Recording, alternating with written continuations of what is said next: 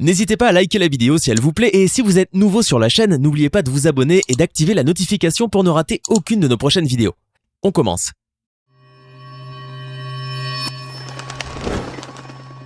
Bonjour et bienvenue à tous. Dans notre vie de tous les jours, nous utilisons une multitude d'objets auxquels on ne prête que peu d'attention, tellement ils sont entrés dans notre quotidien. Mais si on prenait la peine d'observer les objets qui nous entourent, même les plus courants ou les plus anodins, on pourrait y découvrir des détails qui jusqu'ici étaient passés totalement inaperçus.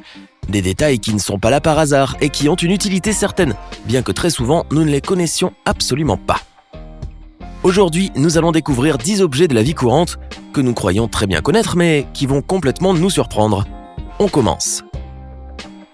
Pourquoi y a-t-il un trou dans les bouchons de stylo Bic ? On peut dire que les stylos Bic auront fait couler beaucoup d'encre, en grande partie pour leur efficacité et leur simplicité d'utilisation, mais aussi à cause de leur capuchon. En effet, un grand débat existe pour savoir pourquoi les capuchons de stylo Bic sont-ils percés à leur bout. Certains disent que c'est pour empêcher l'encre de sécher dans le stylo, d'autres affirment que le trou dans le capuchon servirait à y réguler la pression d'air, évitant ainsi une fuite d'encre.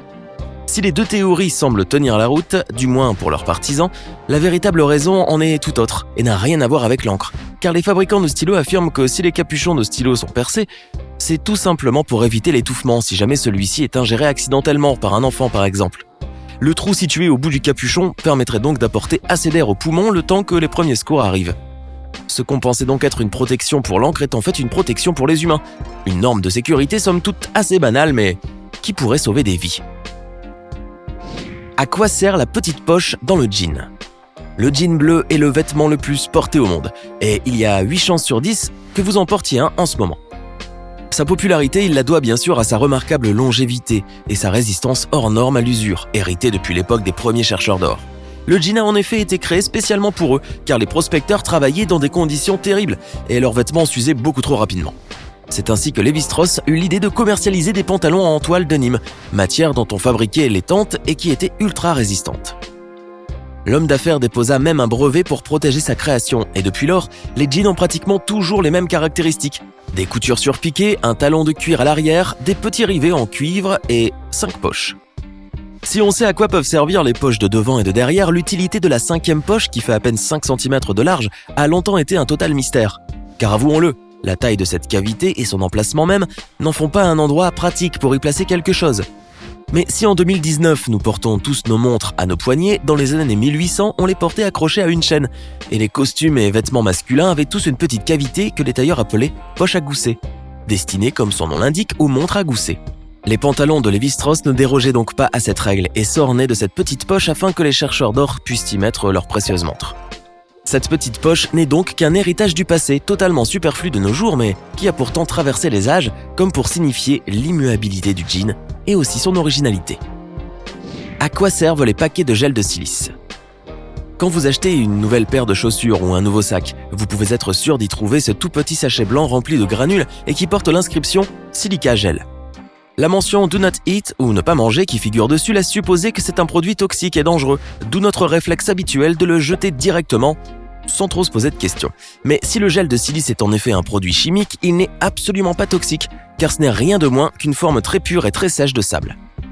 Dotés d'une structure ultra poreuse, les grains de silice absorbent l'eau environnante comme des éponges. C'est d'ailleurs pour cette raison qu'on en met dans les nouveaux vêtements, afin d'en absorber l'humidité et ainsi de les préserver. Plusieurs sites internet énumèrent même les différentes utilisations qu'on pourrait faire du gel de silice, comme par exemple éviter les moisissures dans vos placards ou encore sauver votre téléphone tombé dans l'eau. Donc la prochaine fois que vous trouvez un petit sachet de gel de silice, vous pouvez le conserver pour pouvoir l'utiliser un jour. Pourquoi y a-t-il une marge dans les cahiers d'écoliers ? On pourrait croire que les marges qui sont tracées sur les feuilles de cahiers d'écoliers sont destinées à la bonne organisation de la prise de notes, ou encore pour l'appréciation et la note de l'instituteur. Mais croyez-le ou pas, les marges dans les feuilles sont plutôt là pour protéger vos précieux écrits de la voracité des rats et des souris.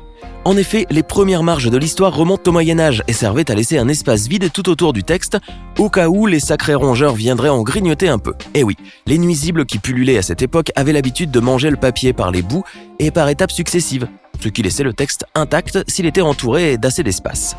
C'est ainsi que la marge est devenue une norme qui existe jusqu'à nos jours, et il est vraiment très rare de voir une publication quelconque ne pas la respecter. À quoi servent les anneaux sur une prise jack ? Sortez vos écouteurs de votre poche et jetez un coup d'œil à votre prise jack. Vous devriez y remarquer un certain nombre de bagues noires. Ces anneaux ne sont pas là pour donner plus d'allure à vos écouteurs, ni pour définir la valeur de ces derniers. Comme veut nous faire croire la rumeur qui dit que plus il y a d'anneaux, meilleure sera la qualité du son. Il s'agit plutôt de simples anneaux isolants qui servent ainsi à la séparation entre les contacts ou canaux. Car une prise jack peut transporter jusqu'à 3 signaux différents. Le son du canal droit, celui du canal gauche et le son du micro. Vous l'aurez compris, les prises jack avec 2 bagues noires sont toujours des prises stéréo. Et si vous avez un micro sur votre casque ou vos écouteurs, la prise jack affichera donc logiquement 3 anneaux. Et juste pour faire taire définitivement les fausses rumeurs, la qualité du son d'un casque ou d'écouteur ne dépend que du haut-parleur, qui est en fait un simple aimant. Pourquoi y a-t-il une flèche sur la jauge à essence ? Très souvent dans la vie, de petits détails peuvent faire une grande différence. Il en est de même pour la toute petite flèche qui se trouve à côté du symbole de la jauge d'essence dans le tableau de bord de votre voiture. Imaginez-vous conduire une voiture qui n'est pas la vôtre et qu'arrivé à la station déjà bondée d'automobilistes pour faire le plein, vous ne savez pas de quel côté se trouve le réservoir. Au lieu de paniquer, vous pourriez tout simplement jeter un coup d'œil sur la direction où pointe cette flèche, car elle pointera indéniablement le bon côté. Pratique, n'est-ce pas ? Mais ne vous attendez pas à avoir cette indication sur toutes les voitures, car les vieux modèles n'en disposent tout simplement pas. Donc, si vous conduisez un vieux taco d'avant-guerre, pensez à regarder où se trouve le réservoir avant de vous lancer sur la route. Toute personne qui utilise son évier régulièrement vous le dira, il y a toujours un trou dans la paroi de l'évier situé bien en hauteur. Il s'appelle un trop-plein, et c'est un dispositif en plomberie qui sert à évacuer l'eau lorsque l'évier ou le lavabo sont trop pleins justement.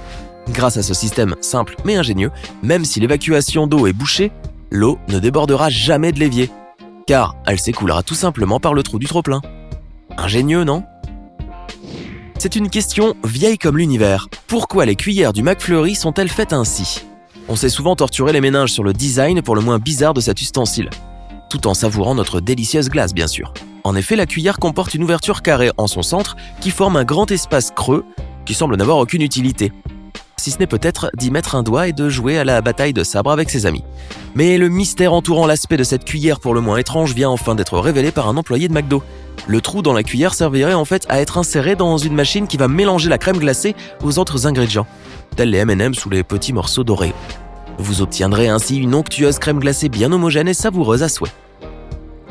Nous avons tous déjà remarqué un jour la petite rondelle en plastique souple qui orne l'intérieur des bouchons de bouteilles de soda.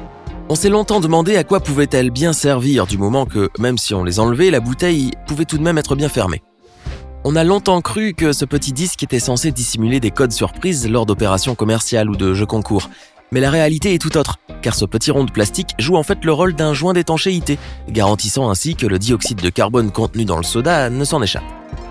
C'est donc grâce à cette petite rondelle qu'on peut se délecter de nos boissons préférées dans les meilleures conditions, car sans elle, on n'aurait droit qu'à un insipide Coca-Cola sans bulle. Quoi de plus banal qu'un appuie-tête pour siège de voiture ? Même en réfléchissant toute la journée, on ne voit pas à quoi il pourrait servir, mis à part pour sa fonction principale, qui est de caler confortablement notre boîte crânienne. Pourtant, cet objet a une autre utilisation et qui peut littéralement vous sauver la vie, à condition toutefois de savoir vous en servir.